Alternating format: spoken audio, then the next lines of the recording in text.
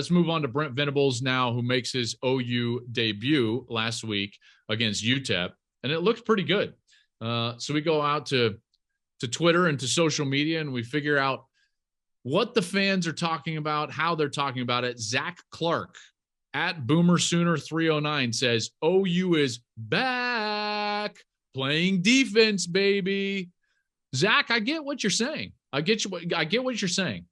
And I will tell you this. I think that Oklahoma made the best possible hire in the situation that they were in. In the realm of reality, right? They're not getting Nick Saban. So you kind of block that out. In the situation that OU was in, they feel like they were left in the middle of the night by Lincoln Riley. They felt like they were burned. What did they need? They needed someone that was going to be a little bit splashy, was going to be a big name, that clearly had pedigree and would be a popular, and I think that's an important part, a popular hire amongst the fan base and amongst former players. And then they needed somebody that wasn't completely in the vein of what Lincoln Riley was, kind of a younger offensive-minded head coach. So when you step back and you look at those criteria, Brent Venables is a home run. He's an absolute home run, and he's a great coach. I've known him for a long time. I remember covering him and playing against him back when he was at Oklahoma, and then covering him when he was at Oklahoma before he went over to Clemson. And he clearly understood how to build an elite championship level defense. If Oklahoma fans are honest with themselves, they would say that that's the one thing that's been missing. And I think that you know that. You've loved Lincoln Riley's offense and you defended it, but they haven't played great defense. In fact, they've had a couple of offenses that you could clearly say was national championship level offense, but they couldn't play defense out of a wet paper bag. And now you probably are going to be able to with Brent Venables. I think it was a really good hire.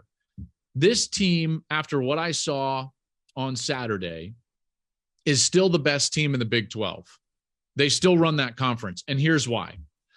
I saw a team that was faster on defense that I think can play potentially better defense during the course of the season, but also a team and a coach that very astutely hired a guy that was brilliant on offense that could maintain some explosiveness and some firepower on the offensive side. So they go get Jeff Levy. They go get a guy that Jeff worked with, Dillon Gabriel, and that looked pretty good.